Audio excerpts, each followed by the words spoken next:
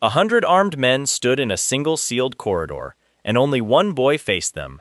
He held nothing but a plastic pen. The lights buzzed overhead, cold and white, the kind of light that makes a hallway feel like an operating table. Somewhere behind him, an automated voice confirmed that every exit had been locked. The guards did not know that yet. They were still laughing. They saw a teenager. Thin frame, plain student uniform. No gun, no blade, nothing but a cheap pen turning slowly between two fingers. Their commander gave an order in Portuguese, and the men spread out, confident, almost bored. This was supposed to be simple work. 13 minutes later, every one of them would be dead, and the last thing some of them would see was a boy's calm, tired eyes. Eyes that belonged to someone far older than his face. To understand how a teenager came to stand alone against 100 trained killers, the story has to go back. Not far, just 3 months. 3 months earlier, there was an old man who ran a small, failing bookstore on a quiet street corner. He was 60 years old, though he looked older, worn down by something more than age. His hands trembled slightly when he stacked books. His skin had the grayish color that comes from illness left untreated. Doctors had told him, more than once, that he was dying. He had stopped listening to doctors a long time ago. Nobody who walked past that bookstore would have guessed what he used to be. For 50 years, this man had been a killer.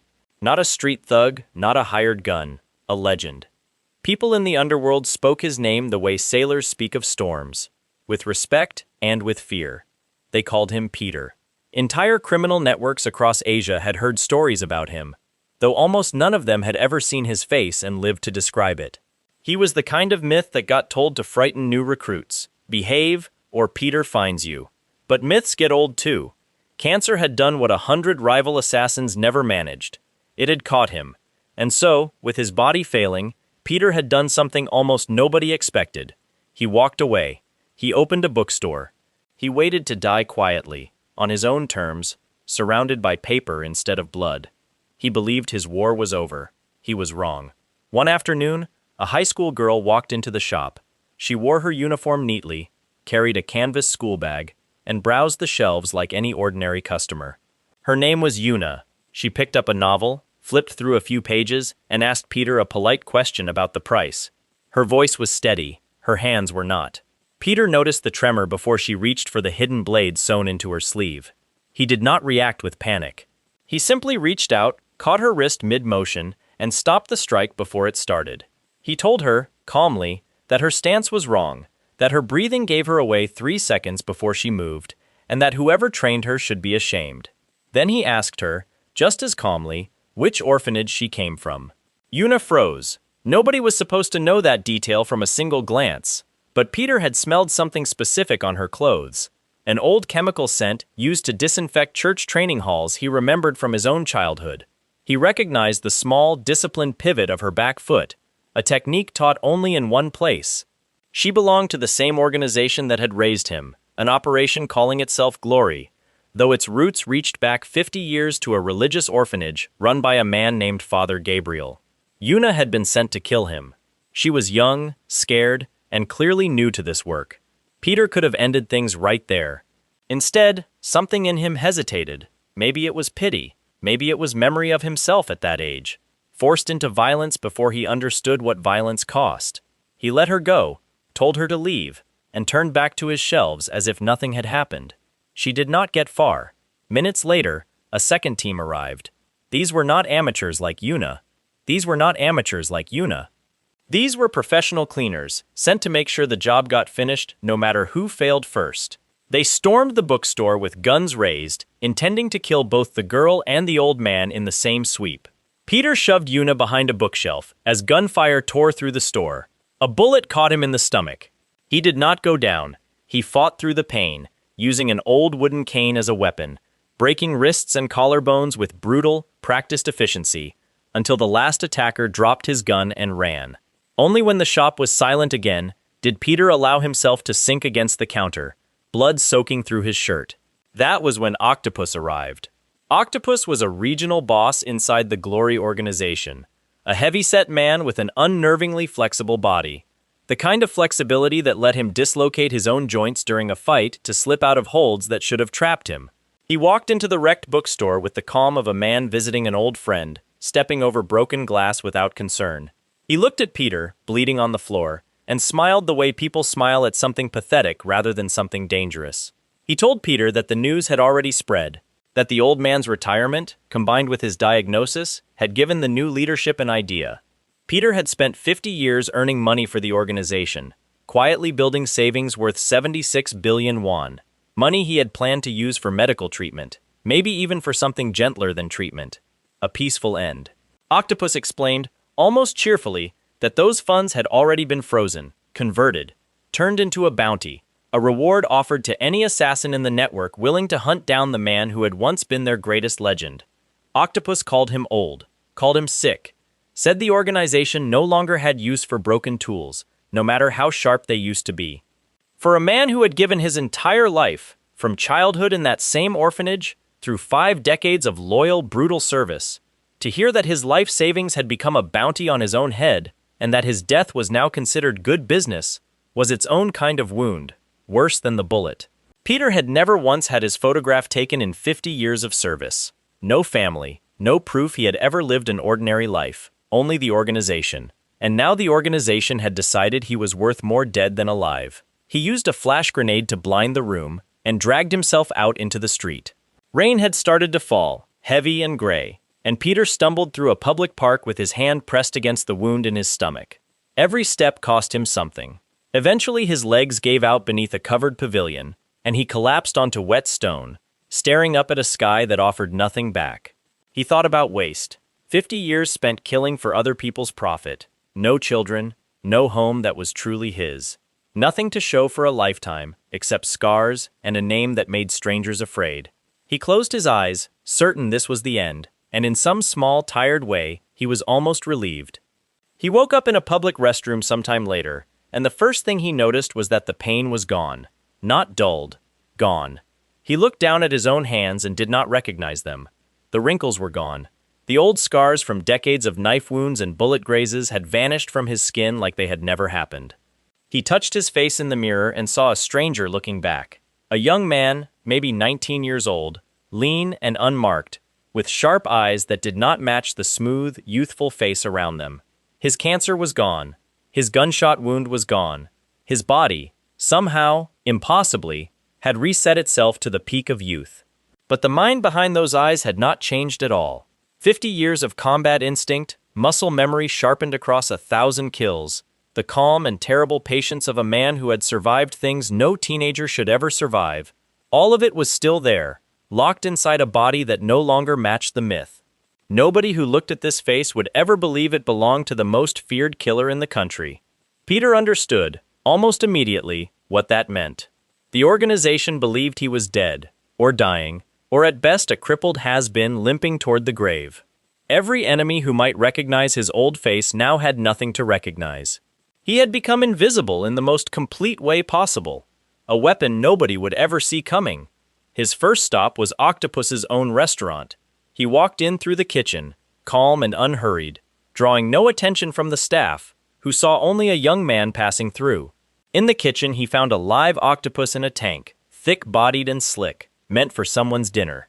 He picked it up, and in his hands it became something else entirely, a weapon, whipped and swung with a precision that turned soft tentacles into a blur capable of breaking bone. He moved through the restaurant's private security in a matter of minutes, leaving grown men groaning on the floor before he ever reached Octopus himself.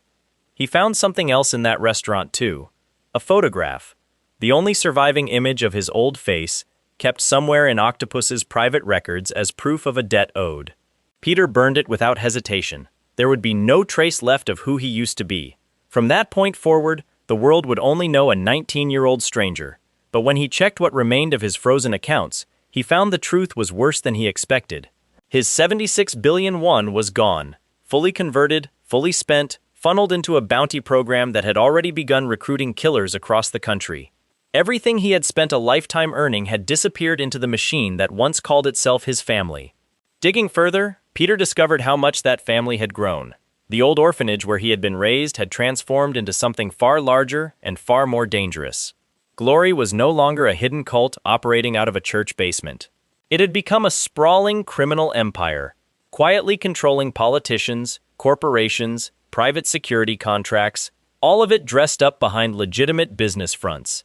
The scale of what he had unknowingly served for 50 years staggered even him. He also learned something that mattered more immediately. Glory's elite recruitment pipeline only pulled from one place: children raised inside its own orphanage system, trained from a young age inside its schools. If Peter wanted access to the organization's inner structure, he could not simply walk in as an adult stranger. He needed to become one of their students. So he enrolled at Divine Honor High School under a new name, Kim Sunu. On paper, an unremarkable transfer student with no combat history and no family. In reality, a 65-year-old killer wearing the face of a teenager, walking straight back into the system that had tried to erase him. He did not try to stay quiet. During the opening assembly, standing in front of the entire student body, Peter announced that he intended to become an assassin. Most students laughed. Teachers assumed it was a strange joke from a new kid trying to make an impression. But somewhere in that auditorium, hidden recruiters watched every face in the crowd, always searching for anyone bold, or foolish, enough to declare something like that in public. Peter knew this. The declaration was bait, and he wanted exactly the kind of attention it would bring.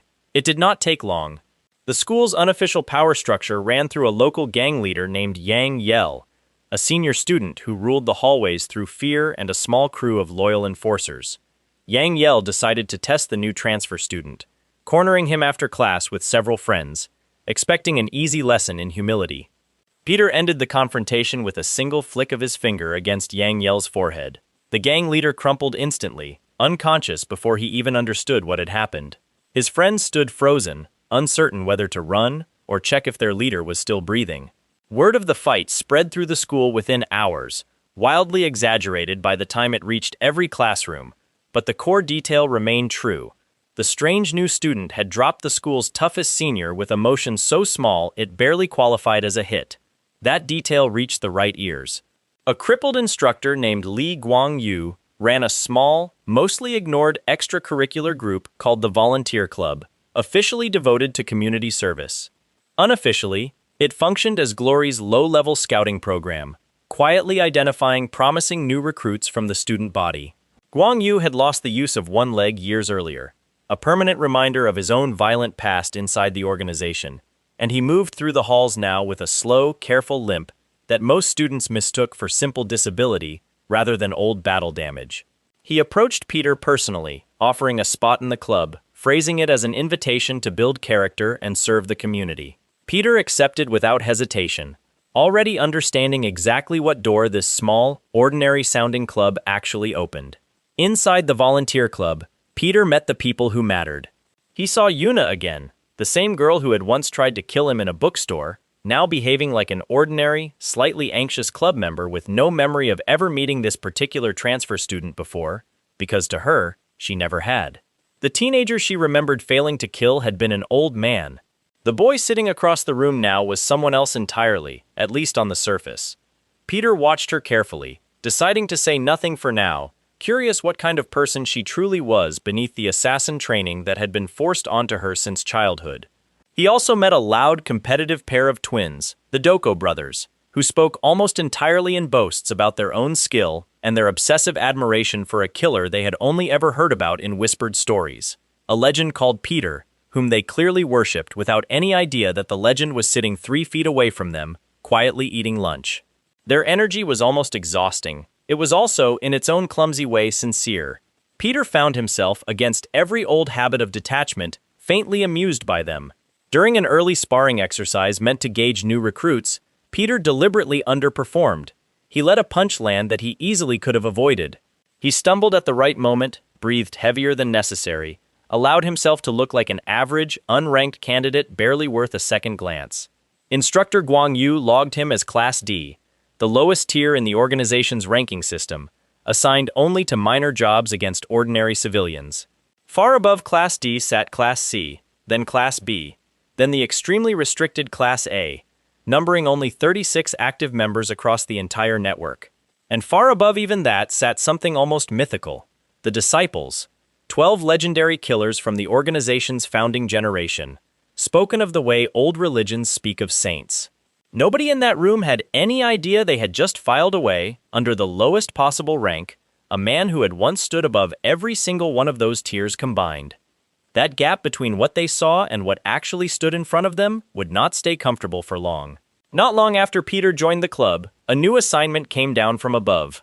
A wealthy businessman's teenage son had been kidnapped, held for ransom by a volatile former glory candidate named Park Sang-go, a man who had once been in line to become a full apostle before something in him went too far even for an organization built on violence. Sang-go had a particular, sadistic specialty. He liked severing legs. He carried an oversized kukri blade everywhere he went, and stories about him inside the organization were the kind that made even hardened killers uncomfortable. The volunteer club was ordered to retrieve the hostage. Guang Yu warned the students, voice tightening in a way none of them had heard from him before, that Sang-go was not someone to underestimate. He did not explain why his own hands shook slightly at the mention of the name. He did not need to. Whatever history existed between the crippled instructor and this particular monster clearly ran deep, and clearly ended badly for one of them. Peter listened to the briefing with the calm of someone who already understood exactly how dangerous the coming mission would be, and exactly how unprepared his new, unsuspecting classmates were to face it. The transport boat cut through dark water for nearly an hour before the coastline finally came into view, a thin strip of light against the horizon that meant solid ground, working hospitals, and some version of safety Simon hadn't touched in days. Peter kept one hand steady against his old friend's shoulder the entire way, watching his breathing rise and fall, counting each one the way he used to count enemy movements, an old habit that refused to let go even now. Choi Unchained said little during the crossing. He sat near the bow, staring back at the ship they'd left behind, occasionally glancing at Peter with the look of a man still recalculating exactly what kind of person he had agreed to help. Somewhere around the halfway point, he finally asked the question that had clearly been sitting in his throat since the cargo hold. He wanted to know what Peter intended to do now that Glory would know, beyond any doubt, that something impossible had crawled back into their world. Peter told him the truth. He did not know exactly what came next. He knew only that Glory's leadership had made a mistake treating him as a debt they could simply cancel, and that debts like his had a way of collecting themselves eventually, one piece at a time. They reached a private dock just before dawn, arranged quietly through contacts Choi still had left along the coast. A car waited to take Simon to a discreet clinic Jan had already secured, somewhere off any official record, staffed by people who knew how to treat wounds without asking questions that led back to organizations like Glory. Peter carried him the last stretch himself, refusing help from the driver, some old instinct insisting he see this through with his own hands until the very end. At the clinic, a tired but capable doctor examined Simon's arm, cleaned the poorly healed wound, and told Peter quietly that with proper care, infection could still be avoided, though nothing would bring the limb back. Simon, drifting in and out of consciousness on the exam table, managed to mutter that he'd never been much for two-handed sword forms anyway, a joke thin enough to reveal how much pain sat underneath it. Peter stayed by his side until the sedatives finally pulled him under for real, then stepped out into the gray light of early morning alone. He called Jan from a payphone near the clinic, the kind of old technology nobody bothered tracing anymore. She answered on the first ring, as though she'd been waiting by the line all night. He told her Simon was safe. He told her about the Phantom, about her strange, unexpected mercy, about a debt now owed to Glory that had grown considerably larger than a single frozen bank account. Jan was quiet for a moment before answering. She told him that word already traveled fast in certain circles. Not confirmation exactly, just rumor, uneasy whispers moving through networks that usually stayed calm. People were starting to ask questions about a Class D student connected to 2 dead disciples and a demolished mercenary unit. She warned him that whoever currently sat at the top of Glory's structure would not stay ignorant much longer. Peter told her he was counting on it. He returned to the city 2 days later, slipping back into his ordinary school routine, as though nothing had happened, attending morning classes with the same quiet, unremarkable presence he'd cultivated since his first assembly speech. The Doko brothers, healing from their warehouse injuries, greeted him with their usual loud enthusiasm, apparently having decided his absence during a supposed volunteer trip was nothing worth questioning. Guang Yu studied him a little longer than usual during roll call, saying nothing directly, though something in his expression suggested the old instructor's suspicions had only deepened. Yuna found him near the courtyard during lunch, her arm still wrapped in a cast from Nathaniel's cruelty weeks earlier. She didn't ask where the suitcase in her car had come from. She simply sat beside him, quiet for a while, before telling him her brother's condition had started improving faster than any doctor expected. Faster than should have been medically possible given how far his illness had progressed. Peter told her that was good to hear, keeping his voice carefully even, offering nothing more than that. She studied him for a long moment, the same careful, searching look Simon had given him in that cargo hold, the look of someone circling closer to a truth they weren't quite ready to say out loud. She didn't push, not yet, but something had shifted in the way she watched him now, a question quietly building beneath the surface of every ordinary conversation between them. That evening, in a private office somewhere far above the ordinary structure of Divine Honor Academy, in a room most students never knew existed, a message arrived through the old channel Glory had used for 100 years, folded into the center of a small piece of sacramental bread, delivered without explanation, the way every serious directive from the organization's highest levels always had been. The message was short. It named no specific target directly. It simply instructed every regional commander to submit full reports on any unusual activity connected to Class D personnel, effective immediately, with particular attention paid to anyone linked to recent incidents at the Coastal Auction, the Divine Honor Hospital, and an unresolved warehouse rescue involving a candidate named Park Sango. Somewhere in that same building, behind a door few people were cleared to approach, someone read that message and understood, for the first time in months, that the organization's carefully maintained silence about a certain retired legend might not hold much longer. Peter did not know about that message yet. He sat instead in his small apartment that night, staring out at the city lights, turning over everything that had happened since a girl walked into his bookstore holding a hidden blade. He thought about Octopus, about Nathaniel, about the Phantom's strange mercy, about Simon sleeping safely in a clinic bed for the first time in what must have felt like forever. He thought, too, about the 12 names above him still unaccounted for, 2 disciples gone. 10 remained, somewhere in the structure, along with whoever now sat as Glory's current boss, a man whose name Peter still didn't know, whose face he had never seen, whose decision had started all of this the moment he decided an old assassin's illness made him worthless.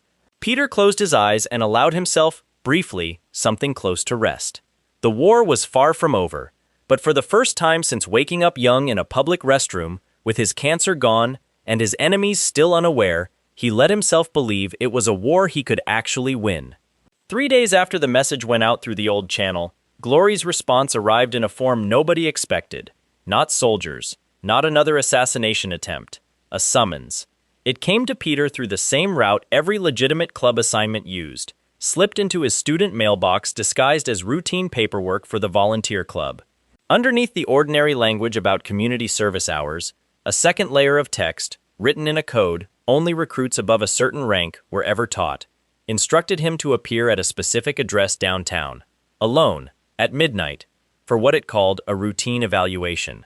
Guang Yu found him staring at the paper during lunch and went very still when he read it over Peter's shoulder. He told him quietly that evaluations like this one, called this specific way, outside normal school hours, almost never ended well for the recruit being summoned. He asked, carefully, whether Peter had done something recently that might have drawn unwanted attention. Peter folded the paper and told him only that he intended to find out. He spent the rest of the day preparing in small, unremarkable ways that would have meant nothing to anyone watching. He visited Jan that evening, and she listened to the summons details without much surprise, telling him she'd suspected something like this was coming since the message about Class D reports first crossed her network. She warned him that a summons this direct, bypassing every normal chain of command, usually meant someone above the regional bosses had finally taken personal interest. She gave him one more piece of information before he left.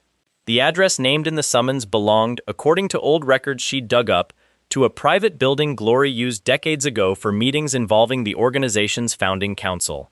The same handful of people who had once run the orphanage alongside Father Gabriel himself, back before any of it grew into the empire it had become. Peter arrived at the address a few minutes before midnight. The building looked unremarkable from outside, an old converted warehouse with boarded windows and no signage, the kind of place easy to walk past without a second glance. Inside, a single corridor led toward a large open room lit by a ring of low lamps, the rest of the space swallowed in shadow. A figure waited near the center of that ring of light, seated in a plain wooden chair, hands folded calmly in his lap. He did not rise when Peter entered. He simply watched him approach, studying his face with the unhurried patience of someone who had already decided how this conversation would go, long before it started. He introduced himself only as the Overseer, a title rather than a name, explaining that he answered directly to the organization's founding council and rarely involved himself in matters below the rank of disciple. He said Peter's recent activity had made that involvement necessary. Peter asked him plainly whether he intended to fight or talk. The Overseer smiled thinly and told him talking first seemed only fair, given how efficiently Peter had handled every conversation that came before this one through violence instead. He said the council had reviewed the reports, Octopus, Nathaniel, the mercenary unit, the coastal auction, and had reached a conclusion most of the regional bosses still refused to believe. He said the council suspected they were looking at Peter himself. Peter did not deny it. There seemed little point. The Overseer nodded slowly, as though confirming something he'd already accepted, and told him the council found itself in an unusual position. Killing him outright, assuming that remained possible at all, would waste what he called an extraordinary asset. He offered, instead, a different path. Return to the fold, fully, openly, and glory would restore what had been taken, the frozen funds. A position among the ranks befitting his true skill, an erasure of the bounty that had started this entire war in the first place. Peter listened to the offer without any change in his expression. Then he asked what would happen to Yuna, to the Doko brothers, to every other child the organization still pulled from that same orphanage system and fed into its ranks the way it had once fed him in. The Overseer's smile faded slightly. He said that was not a term currently on the table.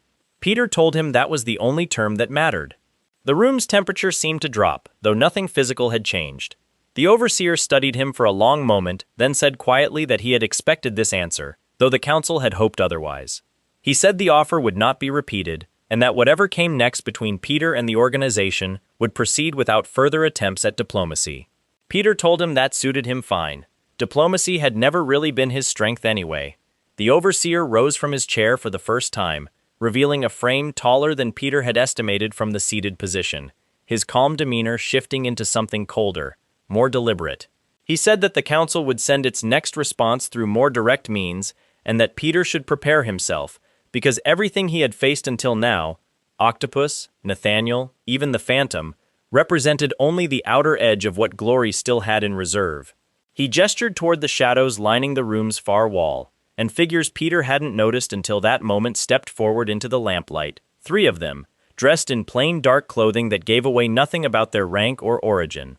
The Overseer introduced them only as candidates for the council's inner guard, explaining that they had been selected specifically for this meeting, in case tonight required a demonstration rather than a conversation. Peter studied the 3 of them briefly, reading posture and stance the way he read everything else, and decided the Overseer's warning carried more weight than his usual assessments of low-ranked muscle. Something about the way they held themselves suggested training closer to disciple level than anything he'd faced since Nathaniel. The Overseer told him this was merely a preview. He said the council intended to test exactly how far this newly rediscovered legend could be pushed before something finally broke, and that tonight would mark only the beginning of that testing. Peter rolled his shoulders once, the same small motion he'd made before every serious fight since waking up young in that restroom months earlier, and told the Overseer that 50 years of testing had already been done to him once, by people who thought illness made him disposable. He said he'd survived that. He doubted 3 candidates and a man who talked more than he fought would manage any better. The first candidate moved before the Overseer finished retreating back toward his chair, and the warehouse fell into motion, lamplight throwing long, shifting shadows across walls that had once hosted quiet council meetings and now hosted something considerably louder. The first candidate closed the distance fast, low, and controlled, throwing a series of strikes aimed at forcing Peter back toward the wall, where the other 2 waited to flank him. Peter recognized the coordination immediately. This wasn't 3 separate fighters improvising together. This was a drilled formation, practiced specifically for surrounding a single target and cutting off every angle of retreat. He refused to give them the retreat they wanted. Instead of falling back, he stepped directly into the first candidate's strike, closing the distance faster than the formation had accounted for, turning what should have been an opening exchange into immediate, close-range violence. His palm caught the man under the chin before the strike could finish. snapping his head back hard enough to end his part in the fight before it properly started. The second and third candidates adjusted instantly, proving they were considerably better trained than the guards on the cruise ship. One came from the left with a short blade, the other from the right with bare hands wrapped in reinforced tape, clearly built for striking rather than grappling. Peter pivoted between them, using the falling body of the first candidate as a brief obstacle, buying himself a fraction of a second neither remaining fighter expected him to need. The blade came first, a fast diagonal cut aimed at his ribs. Peter turned his body just enough to let it pass, catching the attacker's wrist mid-motion and redirecting the knife's momentum into the space where the third candidate's incoming punch would have landed. The two collided awkwardly, blade grazing along a taped forearm instead of Peter's ribs, and in that half-second of confusion, Peter drove an elbow into the blade wielder's temple, dropping him to the floor beside his companion. The last candidate recovered fast, backing off to create distance, clearly recalculating everything he'd been told about tonight's evaluation. He was better than the other two, patient where they had been aggressive, circling rather than charging. Peter let him circle for a moment, watching his footwork, cataloging the small tells any trained fighter eventually reveals under pressure. The candidate struck when Peter's weight shifted slightly onto his back foot, a sharp combination meant to exploit exactly that kind of momentary imbalance. It was a good read.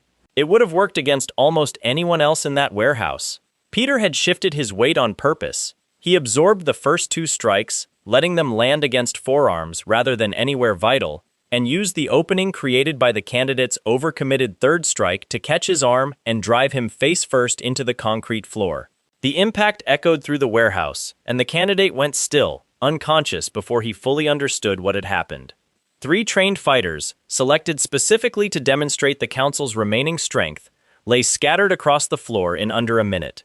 The overseer had not moved from where he stood watching, his earlier composure notably thinner now, though he still made an effort to keep his voice level when he finally spoke again. He told Peter that this outcome, while unfortunate for the candidates involved, only confirmed what the council had already suspected. He said the full weight of Glory's inner structure remained untested tonight, and that what Peter had just defeated represented a fraction of what still waited above these 3 names. Peter asked him, plainly, how many disciples remained active after Nathaniel. The overseer's expression flickered, some calculation passing behind his eyes about how much information was safe to give away. He said, eventually, that 10 remained, spread across different regions, each one specializing in something the council considered valuable enough to protect at any cost. He said the council itself sat above even them, a smaller, older circle whose identities remained secret even to most disciples. Peter absorbed that information without visible reaction, filing it away the same careful way he'd filed away every other piece of intelligence since walking out of that bookstore months ago.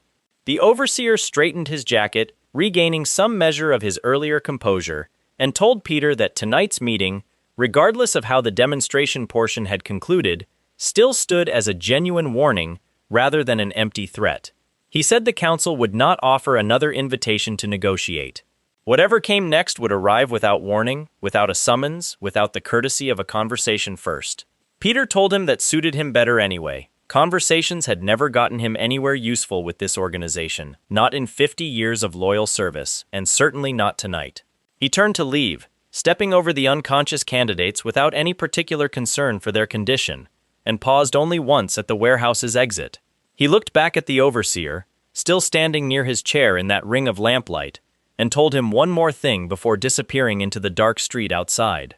He said that the council should prepare itself properly, because the man they had once discarded as a dying, broken tool had spent 50 years learning exactly how organizations like Glory operated from the inside, and that every secret they still believed protected would eventually come apart the same way Octopus, Nathaniel, and tonight's candidates had. He walked out into the night without waiting for a response. Behind him, the overseer remained motionless for a long moment, staring at the door Peter had just passed through, before finally reaching for a phone hidden inside his jacket. He made a call that would ripple through every level of Glory's hidden structure by morning, informing whoever waited on the other end that the rumors were confirmed. The legend was alive, the legend was young, and the legend had just declared, quite plainly, that he intended to burn the entire organization down from wherever he chose to stand next. Somewhere across the city, in a small apartment with its lights still off, Peter sat by the window and looked out at a skyline full of buildings that all, in one way or another, answered to the same organization that had raised him, used him, and thrown him away. 10 disciples remained.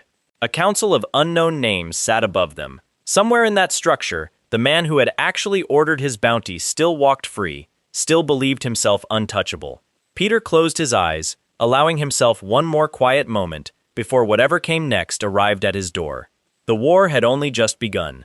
Morning came gray and quiet over the city, the kind of light that made everything look slightly unfinished. Peter walked to school the same way he had every day since enrolling, blending into the crowd of students moving through the front gates, carrying his bag over one shoulder like nothing about the previous night had happened at all. Yuna caught up with him near the courtyard steps, her cast still wrapped tight around her forearm, her expression carrying something more deliberate than usual. She fell into step beside him without asking permission, the way people do when they've already decided a conversation is happening whether the other person wants it or not. She asked him, without any preamble, where he had actually gone during his volunteer trip. She said the outreach program he claimed to have joined didn't exist. She had checked. Peter kept walking at the same steady pace, giving nothing away in his posture. He told her it was a smaller program, informal, arranged through the club rather than the school directly. She studied his profile for a long moment, then told him she used to think she had good instincts. Growing up the way she had, trained the way she had, she'd learned early to read people quickly, to spot lies before they finished forming. She said something about him had never quite added up from the first day he stood on that auditorium stage and announced, in front of the entire school, that he wanted to become an assassin, a declaration too bold for someone supposedly ranked at the bottom of every combat evaluation. Peter told her plenty of people said bold things they couldn't back up. She stopped walking, forcing him to stop too or leave her behind entirely. She said she'd seen him fight, once, briefly, during the warehouse mission, and that whatever she'd watched him do to Park Sang-go's hands had nothing to do with beginner's luck. She said luck didn't teach someone exactly which tendons to sever to end a career permanently, on the first try, without hesitation. Peter told her that adrenaline did strange things to memory, that she'd probably remembered the fight bigger than it actually was. She didn't look convinced, but she let the subject drop for now, falling back into step beside him as they crossed toward the main building. She mentioned, almost as an afterthought, that her brother's doctors still couldn't explain his sudden improvement, that the serum in that suitcase matched nothing in any medical database they'd checked. She said she didn't need an explanation anymore, she just wanted him to know she noticed, and that whatever debt existed between them because of it, she intended to pay it back eventually. Peter told her there was no debt.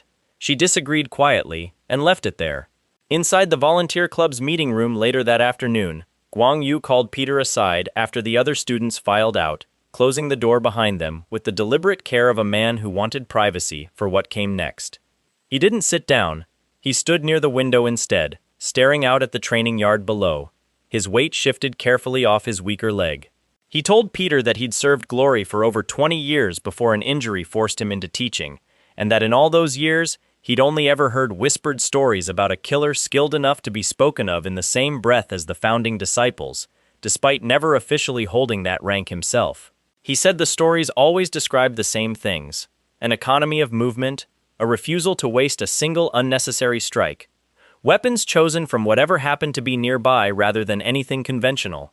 He said he'd started noticing those same descriptions apply, uncomfortably closely, to a transfer student who'd enrolled only months ago under an unremarkable name. Peter said nothing, letting the silence sit between them. Guang Yu turned from the window and told him about Park Sang-go. Finally, the history he'd avoided explaining since the warehouse mission. He said Sang-go had once been his own student, years earlier, before his instability got him expelled from apostle candidacy. He said he'd tried to intervene, tried to steer the boy away from the darker instincts already forming in him, and had failed completely. The injury that crippled his leg hadn't come from a mission gone wrong. It had come from Sang-go himself, a punishment delivered for daring to suggest the young candidate wasn't ready for advancement. He said watching Peter permanently end Sang-go's career in that warehouse had given him something he hadn't expected to feel in years. Not satisfaction exactly. Something closer to relief, mixed with old, complicated grief for a student he'd once hoped he could save. He asked Peter directly, without any further pretense, whether the stories were true. Peter studied the older man for a long moment, weighing exactly how much honesty this conversation could survive. He decided, finally, that Guang Yu had earned at least a partial truth, given everything he'd already guessed correctly on his own. He told him that some debts took 50 years to collect. He told him that Glory had made a mistake believing illness made a man disposable. He said nothing more specific than that, but the weight behind the words carried enough confirmation that Guang Yu didn't need him to say anything clearer. The old instructor's face went through several expressions in quick succession. Disbelief, something like fear, and finally, unexpectedly, something close to respect. He told Peter that he wouldn't ask further questions, that whatever war Peter intended to wage against the organization that had crippled him too, in its own way, he had no interest in standing in the way of it. He said only one thing more before Peter left the room. He warned him that the council above the disciples didn't operate the way regional bosses did. They didn't send warnings or summonses. When they finally decided to act directly, it would come as something total, something designed to remove every advantage Peter currently held, all at once, without any chance to prepare. Peter thanked him for the warning and left the room without further comment, already turning the information over in his mind, already beginning to plan for exactly that kind of overwhelming response. That evening, in a location far removed from the school, far removed from any of Glory's regional operations, 5 figures sat around a long table in a room with no windows. These were the founding council, the true architects behind 50 years of Glory's growth from a single orphanage into a sprawling criminal empire. None of them had met Peter. None of them had ever needed to, until now. The eldest among them, a woman with silver hair and the calm, unreadable expression of someone who had outlasted every enemy she'd ever faced, listened to a full report on the events of the past several months. Octopus, Nathaniel, the cruise ship auction, the failed evaluation with the overseer's candidates. She absorbed every detail without visible reaction, the same patient stillness that had kept her alive and in power for decades. When the report finished, she was quiet for a long moment before speaking. She said that the organization had made an error years ago, one she herself had voted against at the time, choosing profit over loyalty when they discarded a man who had given the organization 50 years of absolute service. She said mistakes like that had a way of returning, eventually, in forms far more dangerous than anyone anticipated. She gave a single instruction to the room. She said that from this point forward, no more regional bosses, no more mid-level disciples, no more scattered attempts at negotiation or intimidation would be sent against him individually. She said the next response would come as one coordinated action, drawing on resources the organization rarely used outside of its most serious threats. She said it was time to remind the world exactly why Glory had survived 50 years without serious challenge, and exactly what happened to anyone foolish enough to believe they could dismantle it from the inside. Somewhere across the city, unaware of that meeting, unaware of the decision being made in his name, Peter sat in his small apartment reviewing everything Guang Yu had told him, everything the overseer had revealed, everything Jan's network continued feeding him about Glory's structure. He understood, with the same calm clarity that had carried him through 50 years of violence, that whatever came next would test him more thoroughly than anything he'd faced since waking up young in that restroom. He found, somewhat to his own surprise, that he wasn't afraid of that test. He had spent half a century being used by an organization that saw him as a tool, disposable the moment illness made him less profitable. He had lost his name, his history, every photograph that ever proved his existence. He had nothing left to lose that Glory hadn't already taken from him once. What he had now, instead, was time he never expected to get back, a body capable of finally matching the reputation his name had carried for decades, and a growing list of people worth protecting. Yuna, her brother, the Doko twins, even Guang Yu, carrying his own quiet grief over a student he couldn't save. Peter closed his eyes that night with the same thought he'd carried since the moment he understood his cancer was gone, his scars erased, his second chance somehow, impossibly, real. Whatever the council sent next, however coordinated, however total, they were about to learn the same lesson every enemy before them had learned too late. A man with nothing left to lose, and 50 years of experience to spend, was the most dangerous weapon any organization could ever make the mistake of throwing away.